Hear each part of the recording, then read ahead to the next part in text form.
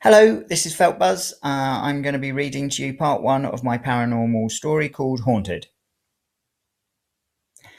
Katie was bored. She hated long car journeys, and this one seemed to go on forever. Stuck here in the back on her own. Well, almost on her own. Kevin was with her, of course. Katie didn't go anywhere without Kevin, except for school, because they don't allow Kevins at school. Kevin had to wait in the car.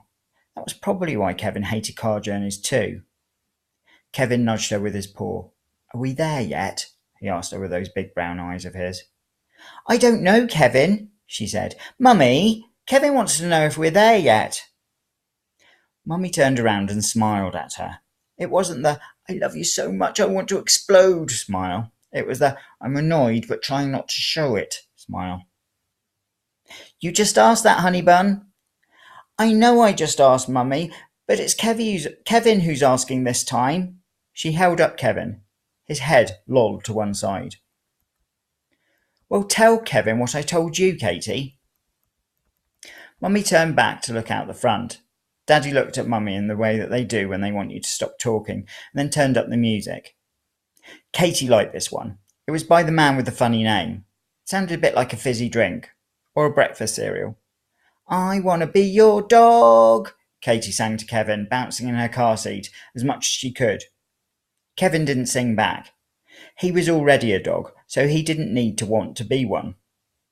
He wasn't a real dog, of course. Mummy said that when they got to the new house they might get a real dog.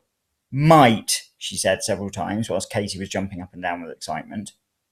She heard Mummy tell Daddy that the doctor said it would be good for Daddy to get out every day, and to take responsibility for a dog would be good too. Daddy didn't say anything, but he didn't really say very much anymore. The ground sounded different under the car now, crunchy.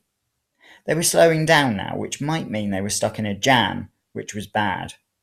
There were two types of jam: strawberry, which is the good type of jam, and a traffic jam, which is not. It's boring because you usually get stuck behind a smelly lorry. Or it could mean that they were really nearly there. Katie looked out of the window. They were driving up a road that was made of little stones. There was the very big house up ahead. This was Aunt Sarah's house. Katie knew this because she'd seen pictures of it on Mummy's tablet. Except it wasn't Aunt Sarah's house now because she'd gone somewhere forever and left the house to Daddy. So it was their house. There was a man standing on the steps leading up to the house. He looked funny, sort of twisted and broken. Kevin said he didn't like how the man looked, but Katie had been taught that difference was good and not to judge people on how they looked, so she whispered to Kevin that he should do his best to like the man, even if he didn't look like other people. The car stopped. Mummy and Daddy got out and talked to the twisted man for a moment. Katie wanted to get out, but she knew if she made a fuss, it was rude, and it might upset Daddy, and he might have one of his episodes. And Katie didn't want Daddy to go away again, even if he was a bit strange now. So she watched through the windows as three grown-ups shook hands and talked. Eventually, Mummy opened the car door and Katie undid her seatbelt. She could do it all by herself, and clambered down, clutching Kevin. "Put your jacket on, Katie," Mummy said, holding her favourite coat, the one with the hood. "It's cold." "Katie," said Daddy, when Katie had put the coat on and Mummy had zipped her up. "This is Mr. Derry. Come and shake his hand." The twisted man, Mr. Derry, smiled, and Katie decided it was a nice smile, and so he was probably very nice too. "Well, hello there, young lady," Mr. Derry said. "And who's this?" He gestured at Kevin. "He's a nice-looking dog." Katie smiled and showed Mr. Derry Kevin. Most grown-ups thought that Kevin looked like a rabbit. "This is Kevin."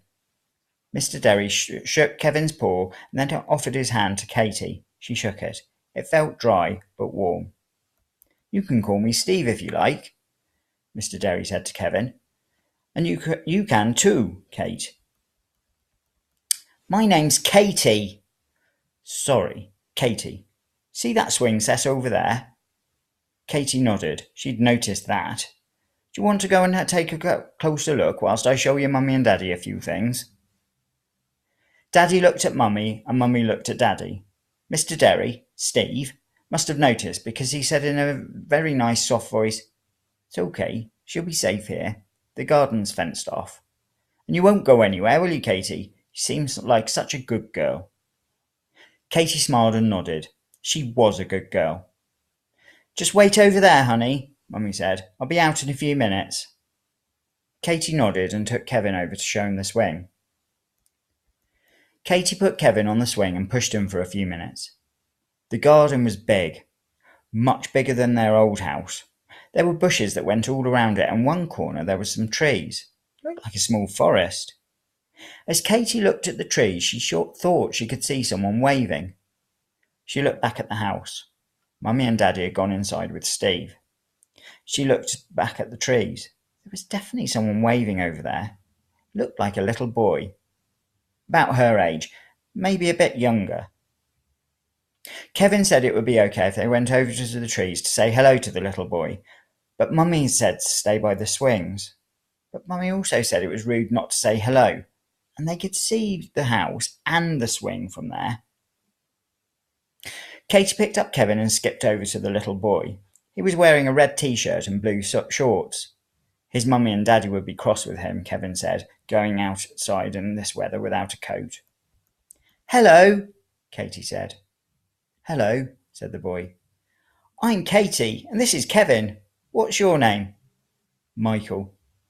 "I had a brother called Michael," Katie said, "but he died when I was littler, and we don't talk about him much because it makes Daddy very sad."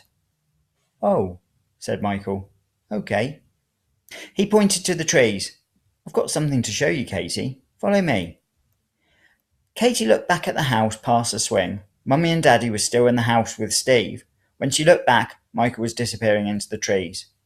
"Hold on, Michael," she said, and followed him. "I know what Mummy said to Kevin, but she also said I needed to make new friends in the new town." There was a path through the trees. It wasn't very long, and at the end there was a waterfall and a strange thing that looked like a building with no walls. "Oh, this is nice," said Katie, pointing at the waterfall. It made a pretty trickling sound, and the light danced off the water as it fell. Katie thought it looked like 100 fairies having a party in the rain. "This is where I live," said Michael. "You can find me here whenever you want." "You live in the garden," Katie laughed. "Don't you have a house?" Michael smiled, but looked sad at the same time. He shook his head.